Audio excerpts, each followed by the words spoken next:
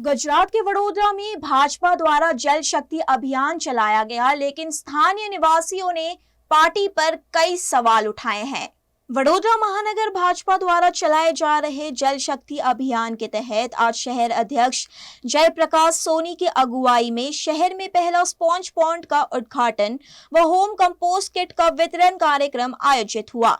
कारेली बाग के sky harmony apartment के बगल में आनंद नगर अंबालार पार्क गरबा ग्राउंड की गली में यह कार्यक्रम हुआ, जहां लोगों को किट वितरित किए गए। आज हमने स्पॉन्ज पॉन्ड स्पेसिफिकली इस एरिया के लिए, जहां बारिश का पानी बहुत परकोलेट करने की ज़रूरत है और यहाँ रोड पे एक थोड़ा सा बारिश में भी पानी भर जाता है, तो इसके लिए हमने स्पेशली स्पॉन्ज पॉन्ड बनवाया है ताकि ज़्यादा पानी एक साथ अंदर ज़मीन में जाए तो ये समस्या महदन से इसका सॉल्यूशन है। तो ये इसके साथ साथ में ऑर्गेनिक वेजिटेबल का कंपोस्टिंग पीट भी हमने तैयार किया, जो लोगों को आज डिस्ट्रीब्यूट किया है और अभी हम बाकी भी डिस्ट्रीब्यूट करेंगे। 9 जून 2025 आज महत्वपूर्ण दिन है। मोदी सरकार के 11 साल आज पूर्ण हो रहे हैं और मोदी 3.0 गवर्नमेंट के आज 1 साल पूर्ण हो रहा है। इस दिन विशेष दिन के आधार पे आज जल संचय अभियान वडोदरा महानगर के भारतीय जनता पार्टी के कार्यकर्ताओं के माध्यम से शुरू होने जा रहा है। आज शुभारंभ करने जा रहे हैं हम। यहाँ स्पॉन्ज पॉन्ड और होम कंपोस्ट किट का हम वितरण भी किया है प्रतीकात्मक। ऐसे बहुत सारी किट का वितरण हम करने जा रहे हैं और पानी जो जल है वो जल ही जीवन है, ऐसा सूत्र साकार करने के लिए जो बारिश में जल आता है उसको बचाव करके फिर से मनुष्य जाति के लिए उपयोग में आए, ऐसा एक प्रयोग स्पॉन्ज पॉन्ड के माध्यम से किया गया है। और जो घर में अपने वेस्ट होता है वो वेस्ट को उपयोग करके फिर से उसी का माध्यम बना के फिर से छोटे वृक्ष हम घर में ही उगा सकते हैं। ऐसी होम कंपोस्ट किट का भी आज हमने अनावरण किया है, वितरण किया है। वहीं इस मौके पर स्थानीय निवासियों में नाराजगी देखी गई। उन्होंने प्रशासन को सवालों के घेरे में खड़ा कर दिया। जब मानसून आता है तो इलाके में जल भराव की समस्या से लोगों को जूझना पड़ता है, तब मदद के लिए कोई नहीं आता और अब सब यहां उद्घाटन के लिए पहुंचे हैं, ऐसा आरोप लोगों ने लगाया है।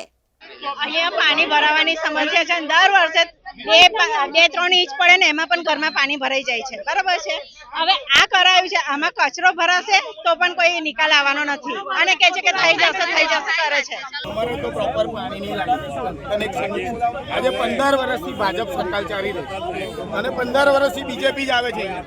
એક વસ્તુ પૂછવા માંગીએ છીએ અમે કે આજે 15 વર્ષમાં 5 વર્ષ તો તમને ગ્રાન્ટ આપે છે, તો તમે લાઈન કેમ નહીં નાખતા? પાણીની લાઈનમાં હોય તો ગટર મિક્સ થાય। અત્યારે ગટરની લાઈનોમાં વરસાદી ગટરની લાઈનમાં ગટરની લાઈન મિક્સ છે।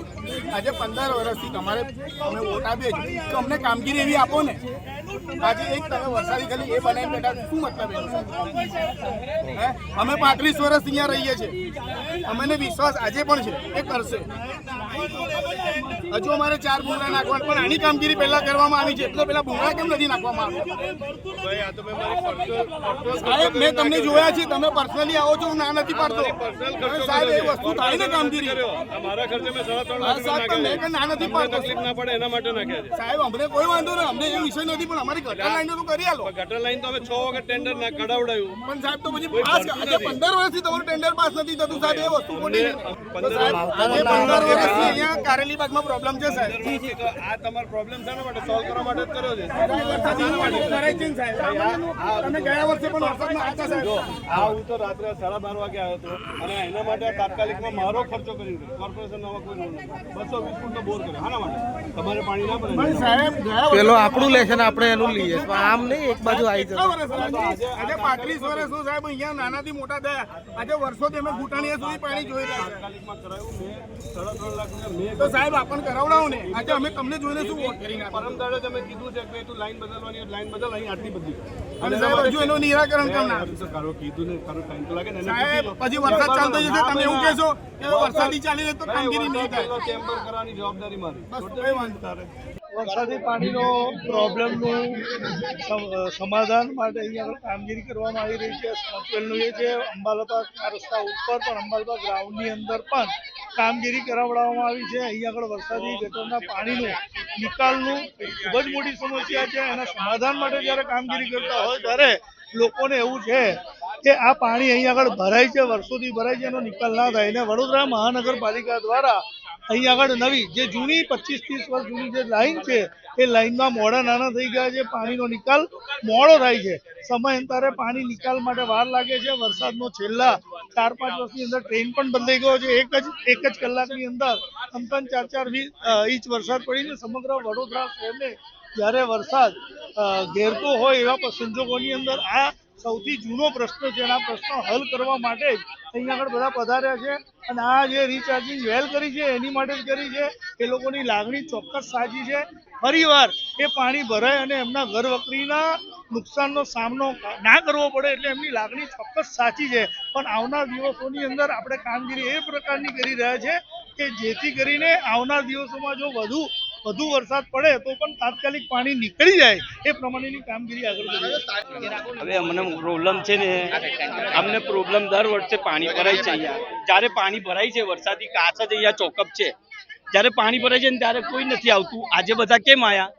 આનું ઓપનિંગ કરવા આવ્યા. બાકી બધાને ઘરે ઘરે પૂછો, 560 મકાન છે અહીંયા ગાડી. એવી દયનીય સ્થિતિ થાય છે જ્યારે ભરાય છે ને ત્યારે આટલું પાણી ભરાય છે. અમારે આખી રાત ઘરમાં બેસીને કાઢવી પડે છે. સમયથી તો લગભગ અમને નહીં તો 8-10 વર્ષથી આ સમસ્યા છે. દર વર્ષે પાણી ભરાય છે. હમણાં વચ્ચે જે માવઠું પડ્યું ને ત્યારે પાણી ભરાઈ ગયું. એ બી મેં મૂક્યું છે ફેસબુક પર.